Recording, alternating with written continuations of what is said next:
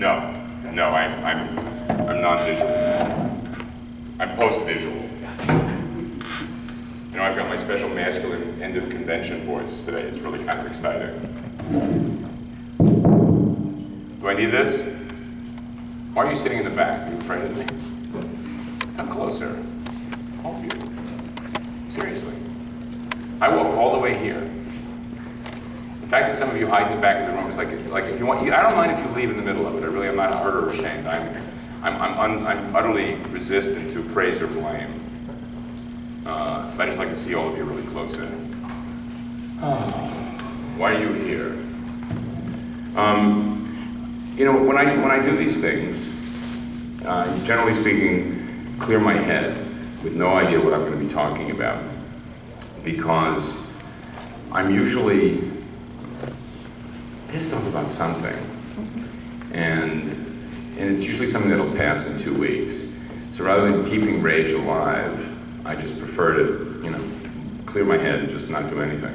And I know that for reasons which remain a mystery to me, because my self-image and apparently the way I project that self-image have very, very different landscapes. I would describe myself as a complex guy, reasonably smart, but not very political. And I absolutely love the idea of comics. The form is interesting to me, the content doesn't much interest me at all. And there are people in this room I know. You know who you are. And generally speaking, I don't have a canned pitch. Mostly what I've been thinking about lately is the impact of social networking on comics, the fact that inexplicably, but actually very explicably, the writers in comics have become an alpha force in comics, and in a perversion of the visual medium. And the social justice movement and how it's impacting on comics. And I would be interested in what of those things you'd like me to start talking about. If you just want me to start rambling and offering an opinion, which of course is informed, but personal. Anybody have any preferences? Okay, fine. You? No? You don't care? Yeah? I keep hearing that people follow writers instead of artists. Right. Here's why. Okay, I have come to be genuinely stunned by how the writers of comics have become the alpha dogs in a medium in which the visual is the idea. And I believe I know why, the 3 primary reasons why that has happened. Are you interested in hearing my opinion about those things? Okay.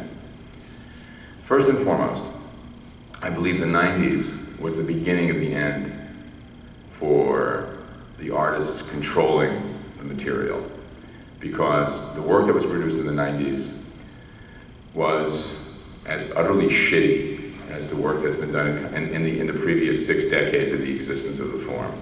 It was cynical, dreadful, anti-narrative, visually ugly, and nihilistic and pandering to a part of the audience that wasn't particularly interested in narrative, but was interested in sensation. Secondly, and far more importantly, there was a guy named Brandon Tartikoff, who was a television executive back in the 70s and 80s, who was the first one to identify comics as the next thing. Brandon Tartikoff had 2 problems. 1, he was ahead of the curve, and 2, he dropped dead. He ran New World Pictures, which owned Marvel, for a little while, but it was just too early in the game for that sort of thing. Someone once recently, in a review of the new series, The Tick. Anybody seen The Tick on Amazon? Okay. Did you regard it as schizophrenic as I did? I wasn't really into it. Yeah, I mean, it was shot like a TV superhero series, but Peter Serafinowicz seemed to be in a different show. Mm-hmm. Okay, so I'm not crazy. No. Okay. I'm a big fan of Serafinowicz. I really am. In a review of the show, which was a very positive review, it talked about Mystery Men, picture based Bob Burton's picture. And that the fact that the film never found an audience, because as brilliant as the film as it was parodying a genre which had not become as pervasive as it is today. Okay? And what's happened is, as comic books have become what Brandon Tartikoff predicted, which is the next big thing, the IP that attracts most attention, there's a movement among the management and representation class, which is to say attorneys and agents, okay, who have, I said this yesterday, it's one of those blurts that will now become part of my canned pitch, have a vested interest in the isolation and definition of the artist as an unfortunately necessary parasitic adjunct to the writer's creative spirit. Now, the writers have colluded, the artists rather, have colluded in this problem by behaving like hobbyists as opposed to self-serving professionals, by holding on to their aging boy status, by behaving in inappropriately immature ways. You know, first in my generation by being stoners, the next generation by being lounge lizards, and then when we're currently the laddies, and now the aging boys club that is comics.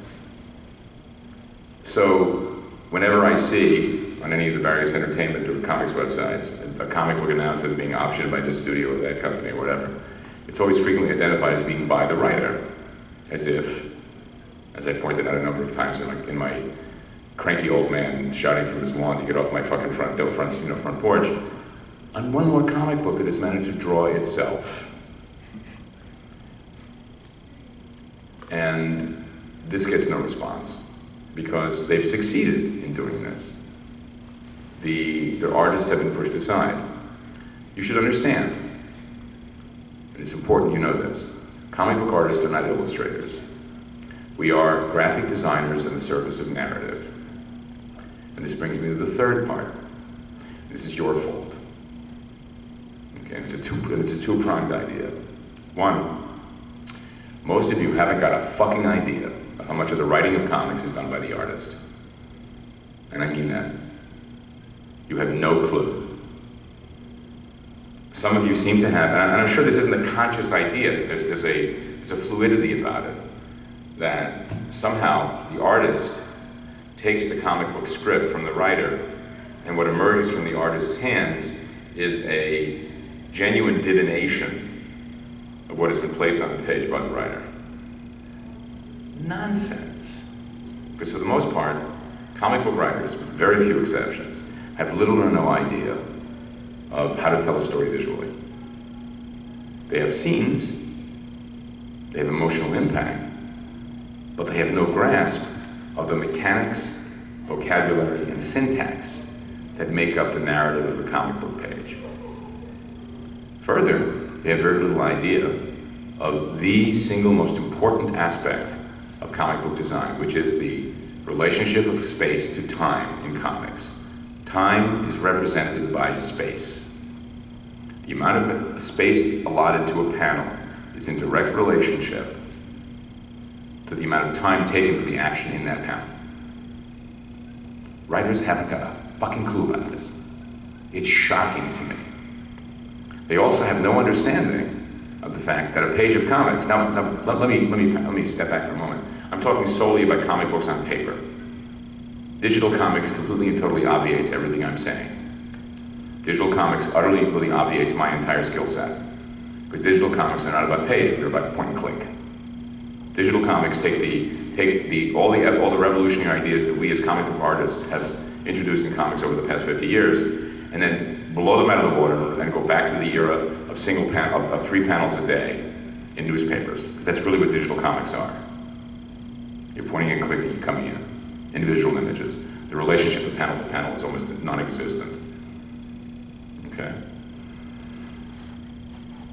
When I tell you that my job as an artist, drawing comics, not illustrating comics, but drawing comics, is to leach the literary idea out of the script that I've been given by a writer and find the visual narrative equivalent of those ideas. If you were to hold the script alongside the finished page, you would see that I had managed, and I believe mostly successfully, to figure out a way to interpret what the artist has done, the writer has done, and turn it into, find a visual equivalency of that material, okay? Now, one of the problems here, of course, is that I'm a better writer than most comic book writers are. This is not me being full of braggadocio. Some of you who know me know that I have a very, very serious understanding of who I am and what I stand for. I'm self-aware without being self-regarding, okay? I know exactly how good I am. I know when I'm good, and I know when I'm bad. I have no illusions. When someone comes up to me and tells me how much they love my work, I take it with no more serious than I do if someone comes over and tells me that I'm the Antichrist, because I am utterly neutral to praise and blame. Because if I start taking you seriously in your praise, I also have to take your blame seriously. And when that praise is also freighted with what else you like. And if I find out that you like something for which I have contempt, it can really undercut any of the praise I've received from you. You know what I'm saying? Okay. I work in a business in which 2 major comic book companies, and even the minors, haven't got a single artist working as an editor. Nor do they have a single person who's ever worked as a freelancer working as an editor. So I'm dealing with people, first and foremost, whose parents I am older than, who resent the idea of an old man who knows exactly what he's talking about, who is a contrarian, not a curmudgeon, but a contrarian, and thinks faster than they do, despite the fact that they're a third of my age, who knows what he's talking about, being put in the position of having to tell me what to do. Okay. Now, I spend a great deal of my time hiding my contempt. Okay, because I'm really horrible in that way. So, back to you as an audience. Most of you guys, present company, well, no, not present company, most of you guys are, between 35 and 50. And you've been reading comics for, 15, 20, 25, in some cases, 40 years. And you're reading the same stuff you read 40 years ago. Some of you read independent, I'm talking about mainstream comics here, exclusively. The independent stuff, that market is akin to garage bands. Their context is mostly their vanity press. They're guys who publish their own books on Amazon. I'm talking about the mainstream books, and I'm an odd fit for the mainstream at the very least, because I really don't give a shit about the content. But most of you have, many of you, and I'm assuming some of you in this room, have accepted young YA fiction as acceptable reading material for grown men and women. If I see one more fucking adult reading Harry Potter or Mockingjay or any of this other bullshit on the various airplanes in which I'm sitting, I will join Mao and reach for my gun. Your standards have plunged.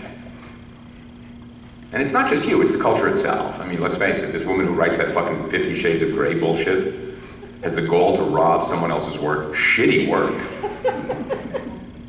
and make millions of it and demonstrate her own fraudulency by being unable to do a follow-up.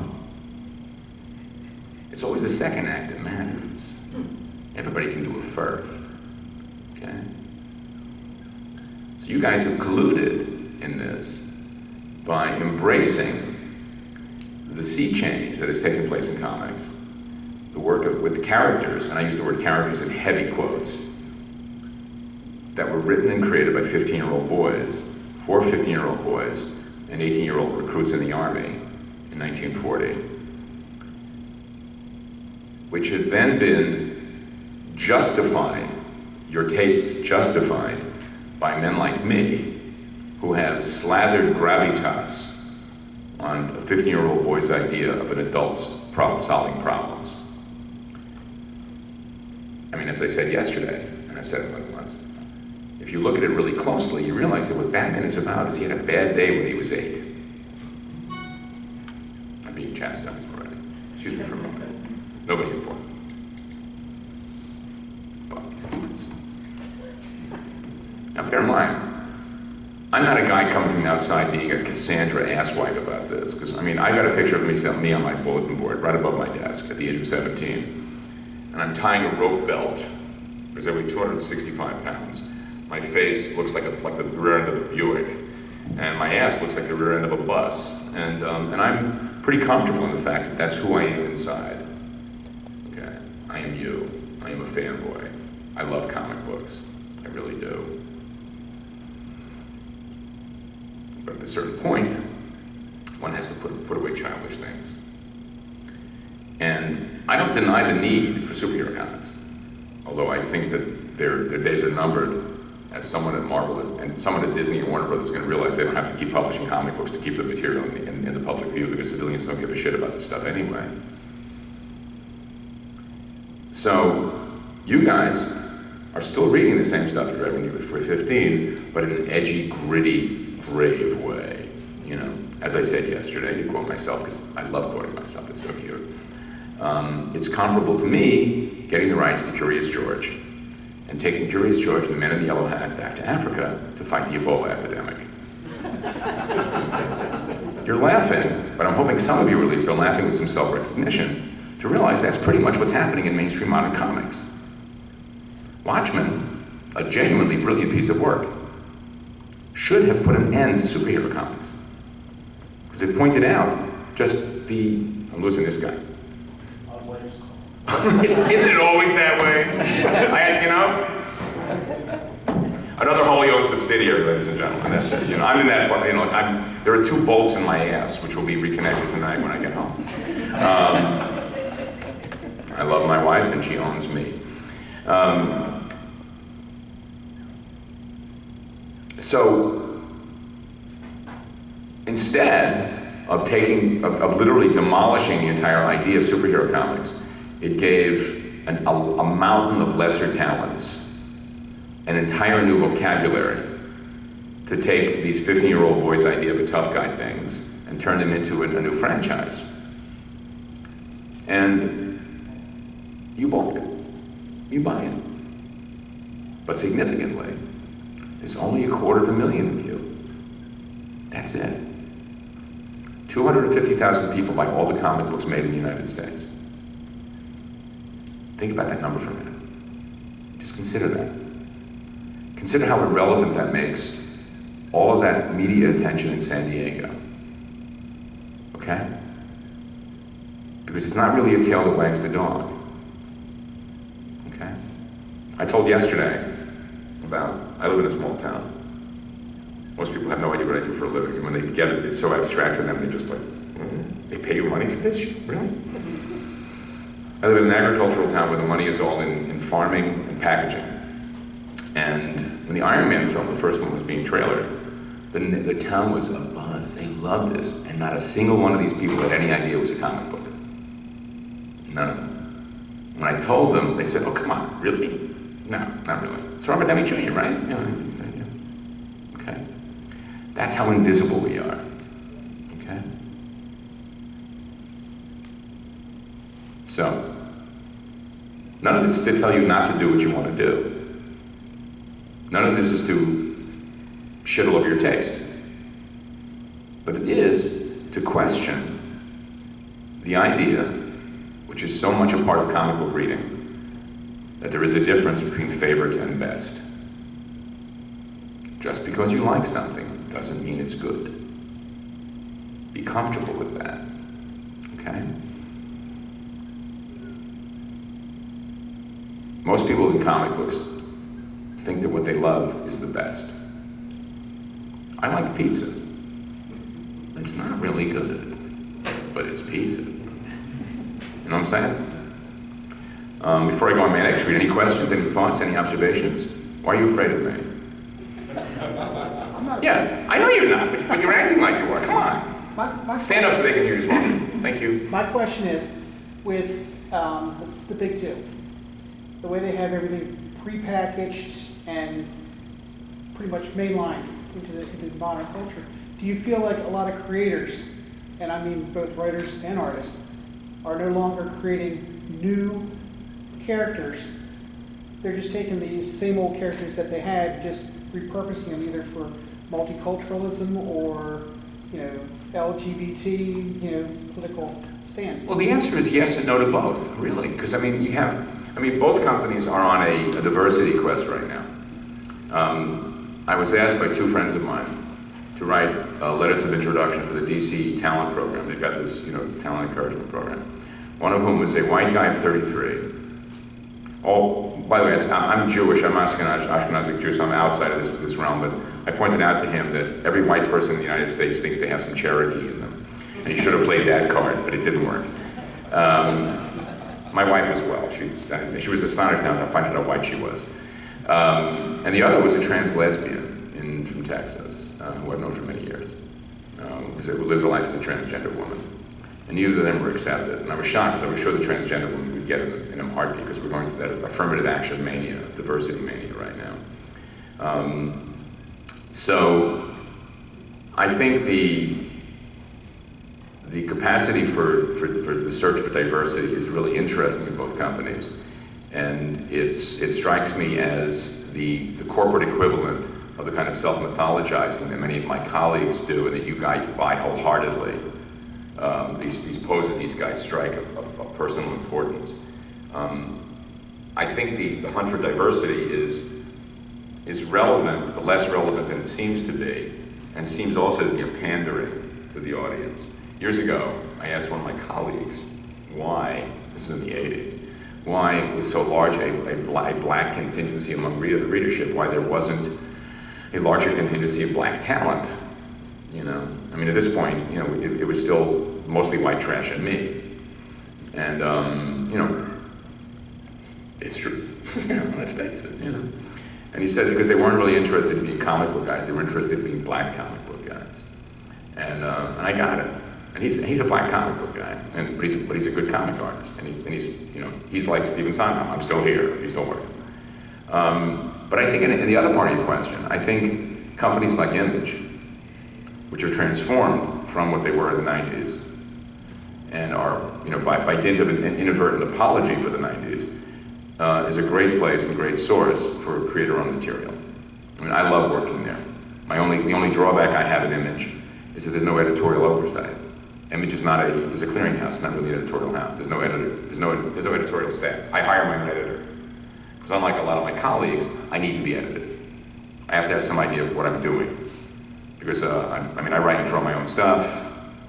So I hire a guy who edited Satellite Sam. He edits Sex Criminals.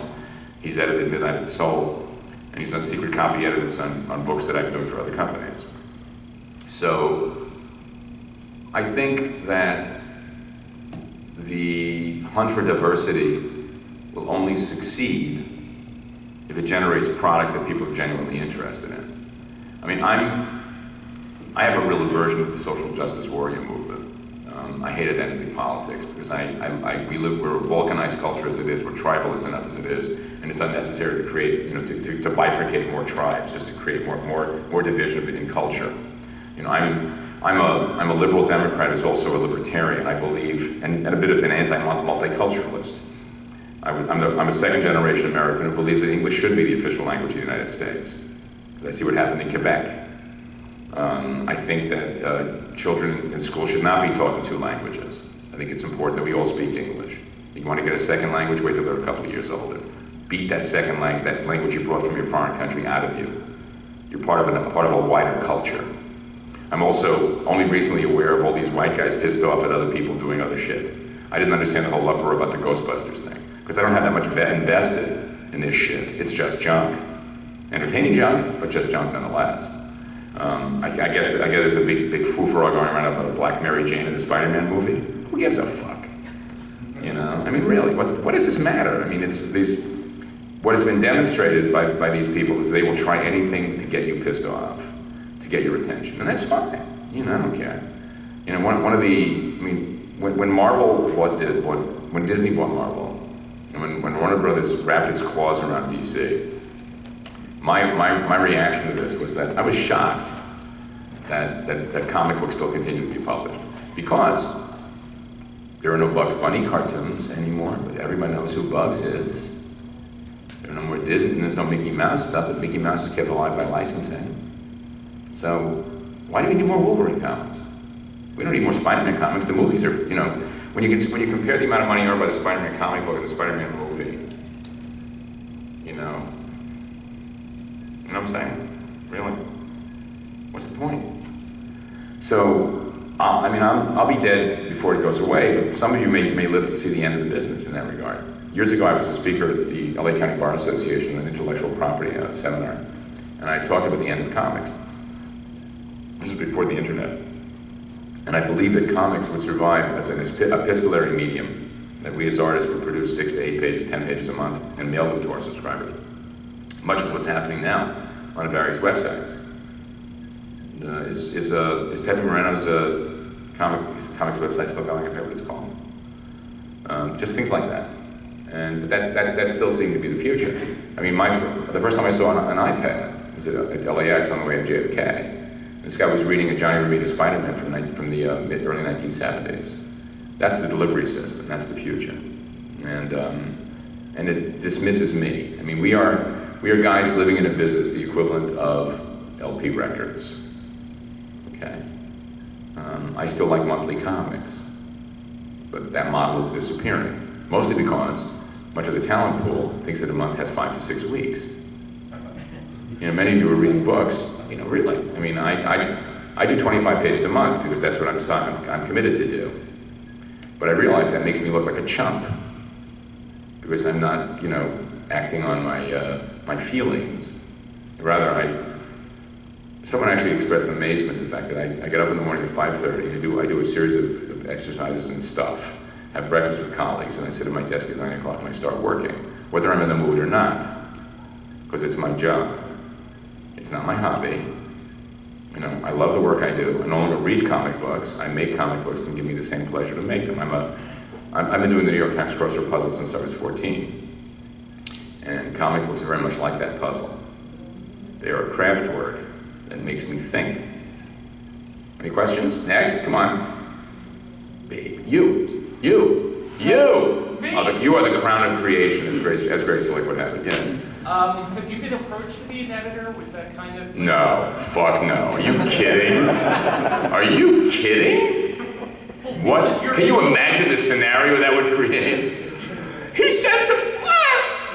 You're able to do a deadline. Yeah, but nobody else is. Nobody else, No, but you think no, that they no. want a guy like you? No, fuck no. No, because I mean, it's like, I'm the old fat version of the kid who points out the emperor's buck naked. You know?